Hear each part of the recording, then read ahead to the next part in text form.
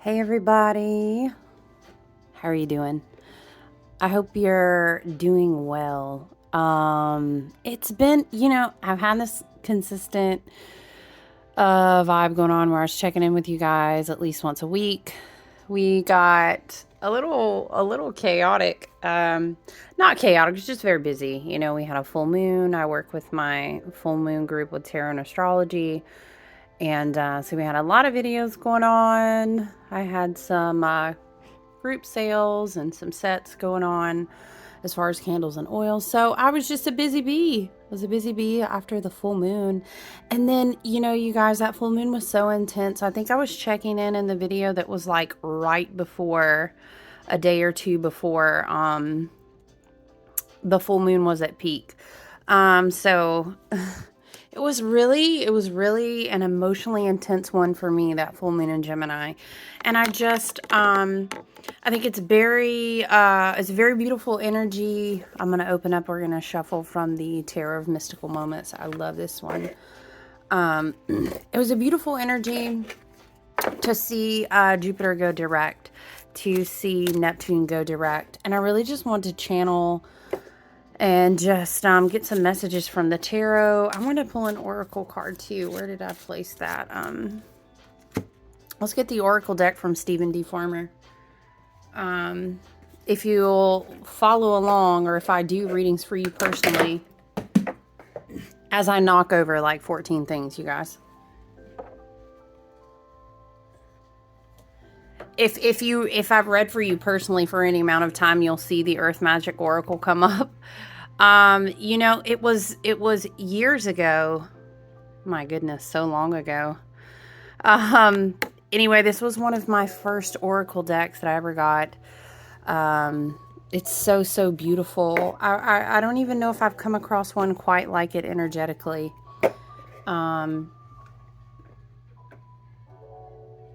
Anyway, it's a lovely deck. You can see, look at how used the book is.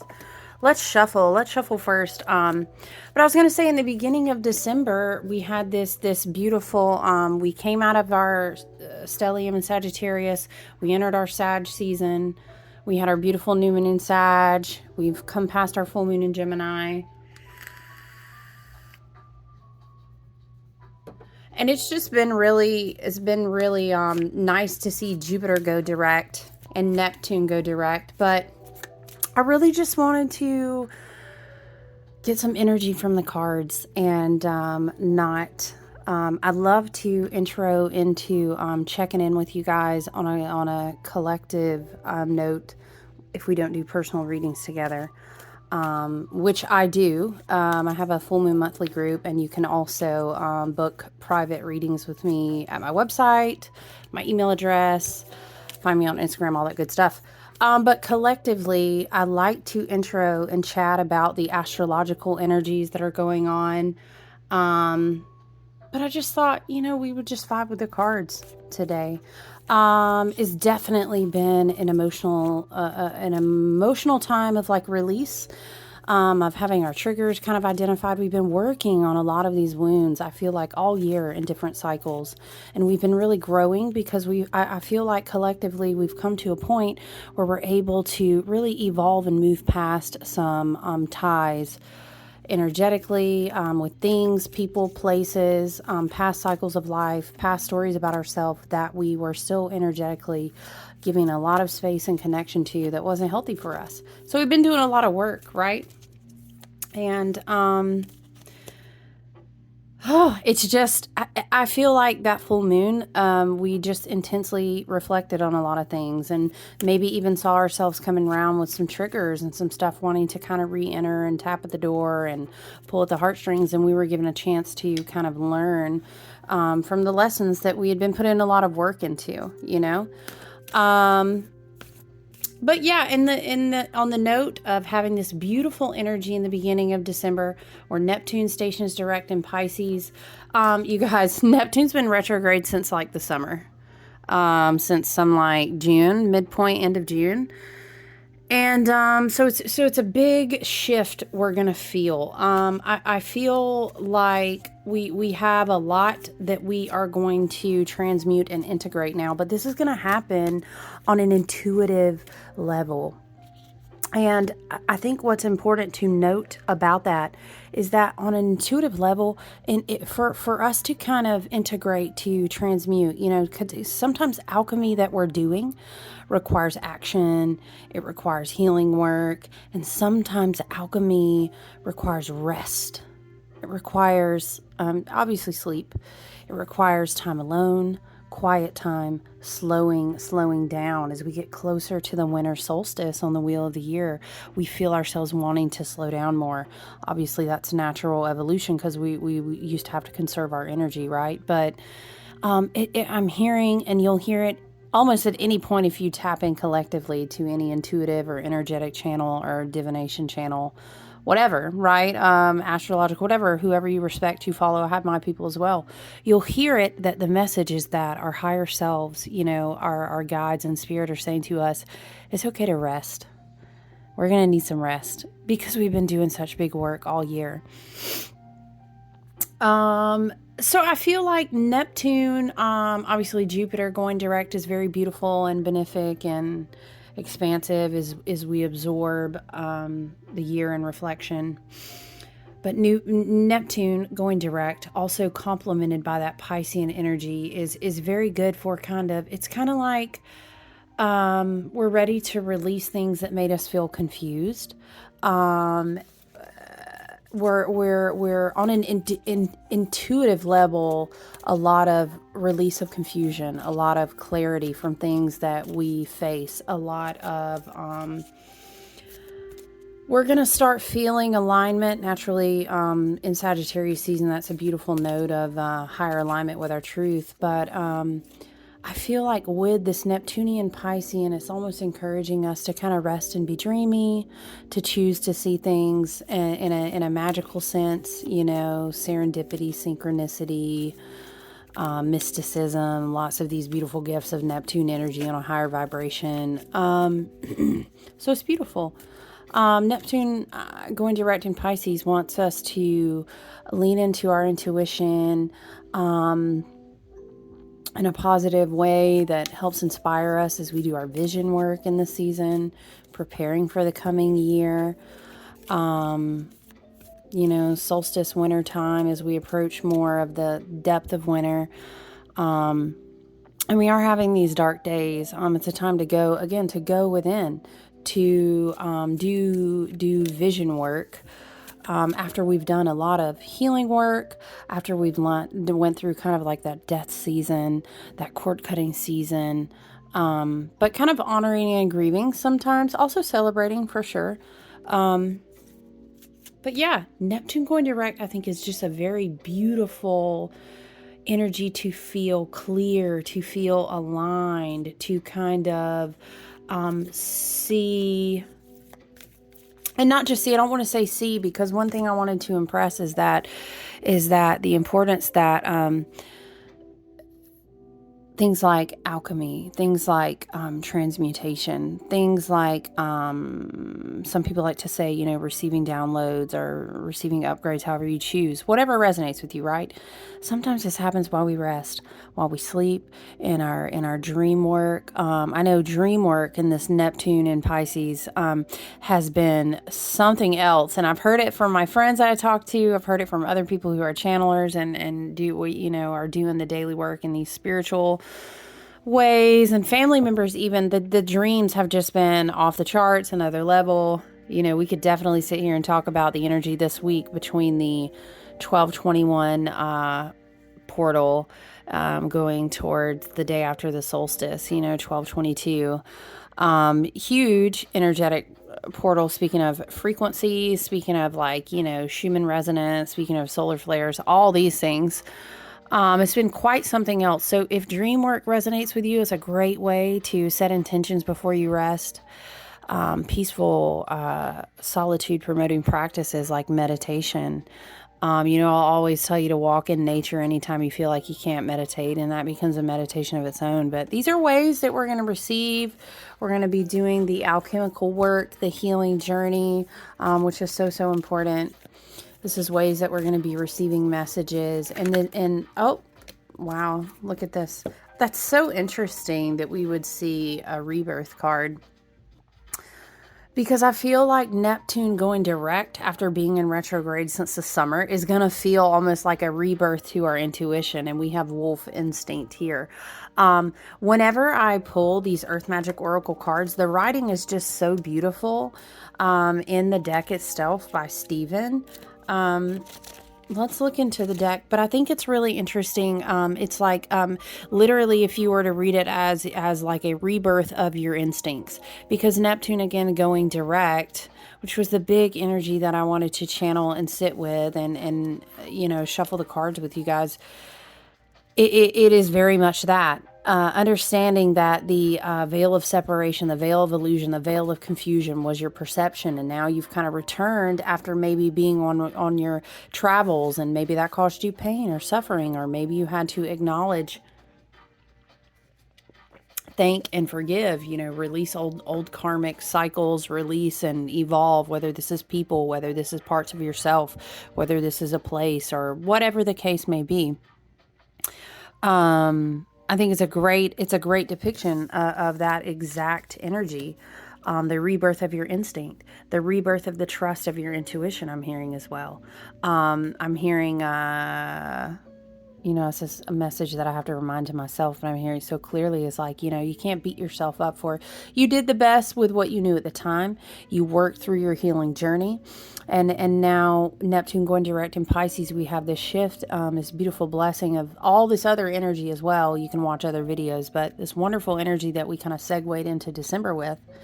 And now we have this Neptune going direct in Pisces and reminding us that we always knew a lot more than we thought we knew.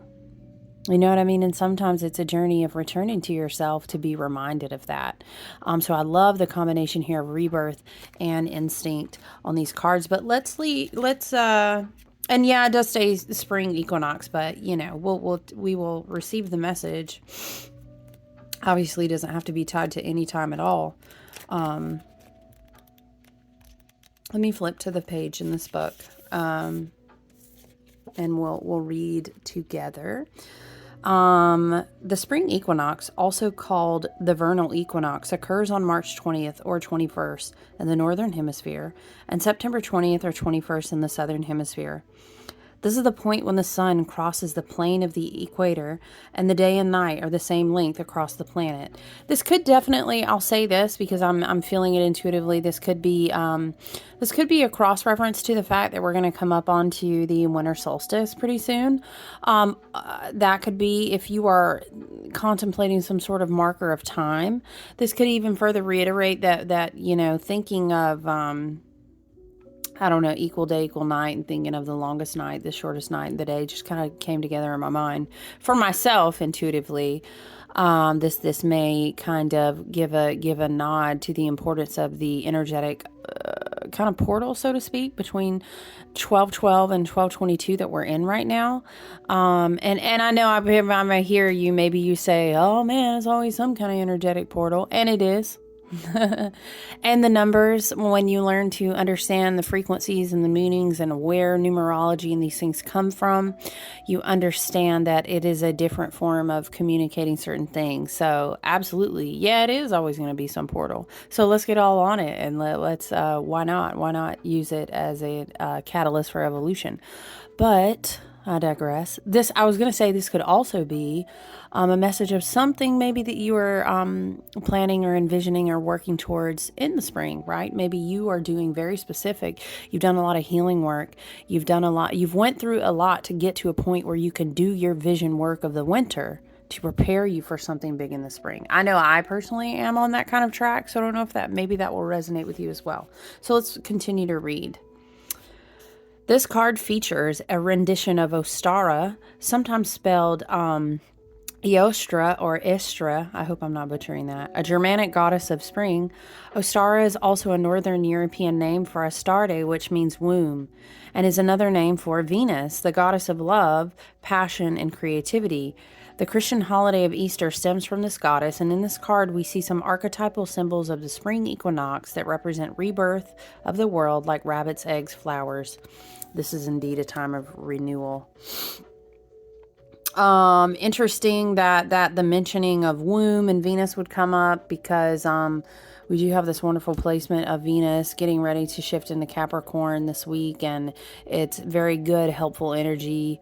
But I'm not going to go all into the astrology. It did make me think of that, the fact that Venus was here, and this is like a very earth embodied looking artwork, and Capricorn being an earth sign. Venus in Capricorn is a great time for, I've learned a lot that's taught me how to know my worth. So maybe that's a message for someone. You thought this passage you have been through would never end. I feel it. Just as certain that the light from the world fades every few months, it makes its return and the earth rejoices. So this may be some encouragement for someone. The fresh breath of spring sweeps away any cobwebs acquired from the absence of the light. The light is now obviously increasing as nature begins to emerge in her many forms, shapes, and colors that remind us of the continual cycles of the Earth Mother. The cycle of rebirth you are experiencing, and this could be for you now, but this could also be applicable as a message of encouragement that you are going to grow towards a cycle of rebirth. Of course, take it how it resonates. The cycle of rebirth you're experiencing now follows a considerably challenging time, and it does. Any tears you have shed have cleared the way for what has been gestating, which is now ripe and ready to emerge. And this could also be, I'm hearing, like the emergence of the vision, of the inspiration. Again, remember, we are in Sagittarius season. We do have beautiful Jupiter direct, Neptune direct. They are all influenced by Pisces, very beautiful energy. We do have Mars retrograde in Gemini helping us rethink our actions. So this could also be a message that's saying, listen, you do have a beautiful vision that is gestating, right? It is in the womb. That which no longer serves you need to be put to rest so that a freshness and newness of spirit can make itself known to you. Sometimes birth can be painful, particularly in that passage just before delivery. Yet what emerges can be fresh and beautiful.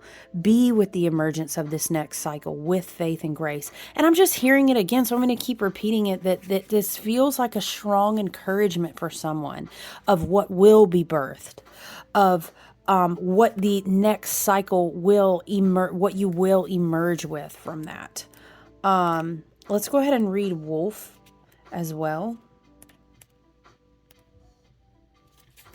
Interesting to note, the Wolf card follows winter solstice in the book. So let's look at this one more time. So gorgeous.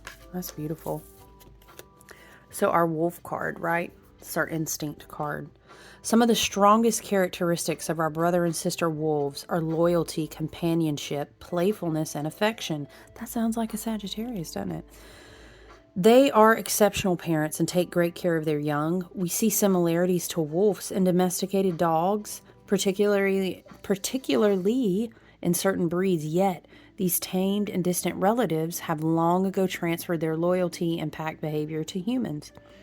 Yet wolves are still carnivorous wild animals, surviving by seeking out whatever food is available that meets their dietary needs. This is instinctually driven and is the most basic and natural drive that all living things possess. Over the centuries, the encroachment of civilization into wolves' natural territories and the periodic scarcity of game have promoted these beings to hunt wherever they could, which at times include a rancher's or a farmer's cattle or sheep. This in turn has triggered a desire for revenge by these people, so that they hunt and kill wolves, which has decimated their ranks. It's the so-called civilized world clashing with the world of the wild and instinctual. Again, that word instinctual, your wild generation, aeons of inherited intuition, you know, because we were talking about a rebirth of your intuition, Neptune going direct in Pisces, right? And understanding and trusting your intuition. I think I can say safely that we've all learned in multiple cycles throughout this year that we knew a lot more than we thought we knew. We see a lot more than we thought we saw. And we understand, and we've learned how to evolve in our intuition, but how to also trust our intuition. This is one of my jumbo tea lights, by the way. Oh, wow. Can't see it at all. Lots of pretty herbs and stuff on there, but you can't see them at all. I do make sets of these. But I think it's interesting that we're just getting another message about how sometimes we get pushed away from our instincts that come to us. They come to us from our earthly ancestors, from aeons and aeons and aeons. They also come to us from our light body ancestors and lots of other things. So we need to be reborn into the fact that we are so much stronger instinctually, intuitively than we give ourselves credit for. And if nothing, maybe the last year, as well as, I don't know about you, but for me, even the last 2 years have taught me that. You have lost touch with your instinctual sensitivities. It is the result of cultural and or religious prescriptions dictating that anything wild and instinctual is threatening and therefore has to be controlled or eliminated. Now is the time to overcome this limited mindset and tune in to these instinctual cues. Let the spirit of the wolf be your teacher and call upon this benevolent being for help in identifying what these specific cues are saying. Shed some of your inhibitions, with the only guideline being to do no harm. Experiment by getting out of the straitjacket of familiar societal norms. Listen to the sensations in your gut that are trying to give you a message. It may be a warning or an urging to take action of some sort. Take deep breaths and simply notice what your body sensations are telling you. Your mind will be the receiver of that information, and your body and mind can learn to work more closely with each other once again. Yes, because we are transitioning into Capricorn, very earthy sign. We're talking about the body and the mind working together. This card is so much in alignment with so much of collectively within the planets, what we are experiencing on the whole. So that's perfect. What's a great place to listen to the sensations in your body, to get out of societal norms? Go be in nature. Please go be in nature. Let's please put our phones down and disconnect and go be in nature. Okay. I was going to say maybe that's a message for somebody. It's a message for everybody. All right. This is coming to you straight from the person who does, is avid about, forest school and hiking and all the nature things and environmental science. So I will digress. Anyway, let's shuffle and see what the cards want to speak to us today. What's a message for us today? The rebirth of your intuition. And it's okay, once again, I'm returning to hearing in my mind, we don't have to beat ourselves up about it. You learn what you learn. And we go back to that message, that the journey is the biggest part of the experience. We're not, it's very easy, and I only speak on that because I deal with it myself, and it is so easy to knock yourself down. I can't believe it took me this long to get here. I can't believe I let them treat me like that. I can't believe I danced that many rounds with that person, with that job, with that living scenario, with my money, with my health, etc. Apply it as it resonates to you. But that's not productive energy. We can understand, and the Gemini full moon taught us, and I was speaking on this in my full moon readings, my group and individual readings, that the full moon taught us, Gemini full moon that we recently passed, taught us that we can be, instead of being overactive thinkers and being our own worst voice in our mind. And again, that's why it's so important to do your healing work. You want to make sure that your voice is actually your voice in your mind, okay? We don't want to be speaking to ourselves in wounded mother, wounded father voices. Voices from our trauma. Anyway, another video from another day. Yeah, we can choose to be continual lesson learners. Life is teaching us. I always love to say, and because I've heard many say it before me, we're in this earth classroom. We're being taught lessons in cycles, and a lot of those we contracted and agreed to come into and play out. But before we, what from another time that we can't even remember right now. But the point is you can choose to be a lifelong learner of lesson. Be a student to what life is teaching you. Be teachable by life, right? That's how you're going to glean wisdom. That's how you're going to work your alchemy. It's not going to help by you beating yourself up. It's nothing wrong with being accountable, with taking responsibility, but there's a difference, in beating yourself up. So maybe that's a message for someone too. And we've all been there where we've done that. So let's see what we have in the cards for us.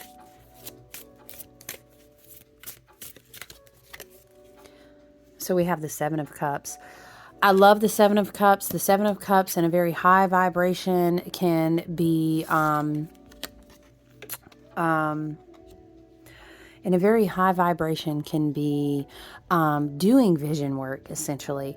You think of making a vision board. You're literally putting the inspirational things that you would like to manifest. The Seven of Cups is beautiful because you are thinking of the different options, the different channels, and how you may flow, and being open. I'm hearing, remember that you don't want to be limiting to your higher self, to the universe pouring through you in your life as a vessel, as a channel, because we can be self-limiting in the ways that we say, I can only manifest, or I can only fulfill my purpose. I can only have joy and happiness if it goes just like this, and this. Abundance has to look like this, and money has to be just this amount, and this and that. You know what I'm saying? Let's not do that. It's beautiful to allow the Seven of Cups to inspire us, but at the same time, it can be super self-limiting. We kind of lock ourselves up in, working with energy and manifestation and a lot of things like this, is that it's more important to be on the frequency. And granted, in a traditional Rider-Waite deck, he's basically looking at all the cups that are before him and what they have in them. And sometimes, we can flow and become very inspired. Think of like looking at a Pinterest board, looking at something like Instagram and visually being inspired. Doesn't have to be social media, nature, anything you look at to become inspired by the goals and the dreams and the plans and the aspirations that you have. As long as it doesn't become a distraction, right? I'm hearing also, we don't only just want to sit up on the cloud pointing at stars, but we are in that beautiful time where you garner up the energy of inspiration. We're in Sagittarius season, getting ready soon in a little while to flow into Capricorn and maybe do more grounding work. But we're being inspired. We have vision. Just remember again, when you're channeling in the vision and if you're working on things like manifestation and working in your soul purpose and alignment, just don't self-limit yourself. Don't tie your hands by being so specific that it has to look exactly like this, or I'm not even gonna, it can't even be any other way. What else do we have? So, what I love about the Nine of Wands card in this deck is that it's like this is a card, first of all, about resilience. I feel like this is a message of encouragement. The rose was still able to grow. You can see that she probably took some hits off the thorns though, right? And honestly, these aren't like wet with blood. They're not bleeding out. So maybe a couple of these, we could say maybe these look a little fresh, but these look a little dried up. They've been there for a while and she's had to heal them. So maybe some of those were her own thorns that she's learning from. I think it's an important message. And I'm hearing when I look at this card, this year's cycles were very painful. The wisdom we inherited, if we chose to, we all have free will, of course. But as our vibration, our frequency increases, our wisdom can grow, and we understand that even in years like this that have been very, very challenging, required a lot from us. Emotionally, we've had to learn a lot about ourselves. We still had a lot of beautiful roses from that.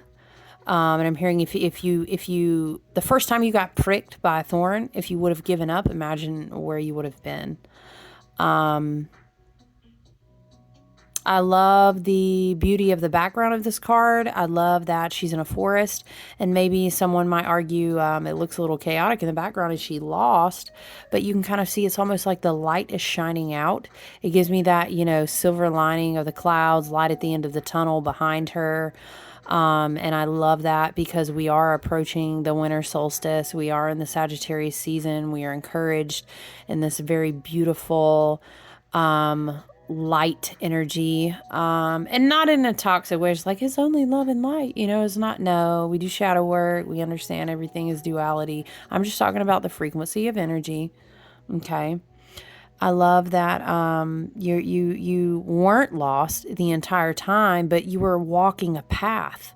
And if you've been hiking, you understand that some trails are harder than others. It doesn't mean you're not going to arrive at, let's say, a beautiful view at a mountaintop, or kind of that oasis spot in the forest where you see a lake or a river or whatever. And those were the moments that you got to say, okay, I see a glimpse of the rose. Okay, I'm not taking cuts, I'm not taking hits for anything. And the rose that's been developing, through the pain and suffering, through the release. I'm hearing also some of the sewing up these wounds was a part of you releasing the things. We have to learn to live with the thorns that live within us, right? And part of our own personal evolution, our path, why we came here, our energetic signature, all these things, right? Part of our own alchemy is learning to work on the thorns so we don't keep recutting ourselves for no reason. That's our own work, right? But some of these other cuts came from other people. And when you have an energetic signature, a heart chakra that's beautiful and pure, and when you walk with a certain ancestry, walk with a certain light, walk with a certain alignment, it's natural people are going to want to come through the bramble to try to get hold of that rose. And as we grow and evolve, we learn that this is giving big, like, Venus and Capricorn energy for some reason of self-worth. When we learn that, the value of that self-worth, when we complete enough cycles with karmic, especially people, that doesn't just mean relationships, okay, and love. This can be family members. This can be friends.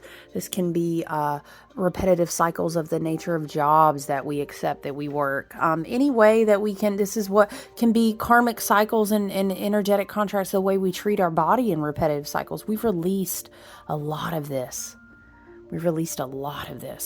And so a lot of this is understanding now that we don't allow it to come back in.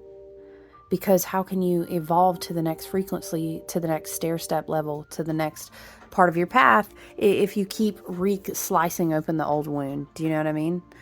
And I'm getting, and this could just be for somebody, but what this makes me feel when I look at these together is someone almost daydreaming that they're worth enough to finally accept better. They're worth enough to, and they've really had to work hard. And it's a big message of congratulations and celebration from your ancestors, your spirit guides, your higher self, your team, so to speak, however it resonates with you. Is that you always were. I'm hearing that phrase, and it sounds cheesy, but it's not. We're all made of stardust, because really we are. There's the science behind that, obviously, but we all have these light body families and these aeons of ancestors and this beautiful lineage on the whole, right? Energetic lineage, physical, body wisdom lineage. We have all of this. We were worth it the whole time. We just kind of had to go some rounds to really do that inner healing work. So we're elevated to a place where we understand our worth. I'm seeing like sitting up high. It's almost this vibe of like a ethereal being sitting up high, but that came with a cost, that came at a cost. Let's have energetic boundaries, because we worked really hard opening our heart chakra. Think of this rose sitting over your heart chakra. You know how hard you had to work to open that again, to heal that again. Let's not go back down in vibrational frequency by the people that we allow energy contracts with, relationships with, that we pay our attention to. So that's an encouragement for energetic boundaries. That's an encouragement and support and applaud, from your higher light body team, your spirit guides, your ancestors, your higher self, as saying you've really done a good work at healing. We do have a lot of Venus Chiron. We've got Venus Chiron movements going on this week too, so that makes sense to me. We've done a lot of healing around our self-worth. Let's make sure that we make space to acknowledge that. And again, this dreamy Neptune energy wants us to relax, wants us to let the alchemy, let the insight, the transmutation be reborn in us, so that we can reconnect to the instinct. We can reconnect to the intuition. We need rest. Nine of Wands is also a card like, you've been through the shit, Was it in the Rider-Waite? She's like, she's literally standing there like, propped up on a wand with like some bandages, and I feel it. I feel like after 2020, honestly, we can take it back to 2020, 2021, this year. I think this year has really been a lot more about transmuting a lot of the stuff and releasing a lot of the stuff, and gleaning the wisdom from a lot of the stuff that we'd already been through, so we can prepare to rebuild a new foundation that's going to be stronger than ever. So this is an encouragement to continue with your vision work. Applause for the self-healing work that you've done. Protect your heart chakra with energetic boundaries, and protect the vision that you fought really hard for. You're elevated higher on a vibrational level, on a frequency level, because you've been doing the work. You've been doing the shadow work. You've been doing the emotional, the karmic work, the cord cutting, these evolutionary steps that you've got to do to grow, Let's see, this one wants to kind of hop out of the middle. The Ten of Swords. Because what have we just been saying about all the work that you've been doing about releasing it, about letting it go? This is such an interesting image. We were just now talking about energetic boundaries too, and I'm just getting this big whole who you allow to speak into your thought space, you're no longer going to allow. The tens are about completion of a cycle. And obviously, we're getting ready to come upon the winter solstice. We're reflecting on the cycle of the entire year and all the cycles that were involved in it. And maybe we find ourselves in the Ten of Swords, in the mind space, the element of air. That's very spiritual. It's very mental, obviously, as well. We are. Neptune going direct in Pisces. We're receiving a lot of clarity in our thought process. We are letting the alchemy work, the integration of the things that our intuition wants to be reborn and reteach and reinforce in our mental space, in our third eye, in our crown chakra, because we're not allowing people to have space in our mental the way we used to. We understand that everything that we, again, pay attention to is costly, so we're refining that. And then the Ten of Swords too, on another note, because we had the Nine of Wands, we also had the Ten of Swords. These are both cards that hold the energy and the frequency of being very resilient. That you did not give up, the same way that she's taking cuts by the thorns here. The Ten of Swords, again, I'll go back to the Rider-Waite, the good old image of the person laying there with a bunch of swords in their back. But even though they're maybe a little bloodied and beat down, they did not bleed out. They held on until the dawn. If you think about that image, there's like a sun coming up behind the mountains in the background. It's not completely dark. They're not laying in the middle of a dry desert. They're kind of close to some water. So there's this message there that you made it through kind of the dark night of the soul. And a lot of that was a mental battle. A lot of that was a spiritual battle. But the fact that you've arrived at the Ten of Swords is a sign of cycle completion. So the Nine of Wands, the Seven of Cups, the Ten of Swords, We're in a mental space and a heart chakra space. I'm seeing huge connection and shifting between what we're getting ready to receive through our crown chakra down through our third eye to empower our throat, but then also connect to our heart.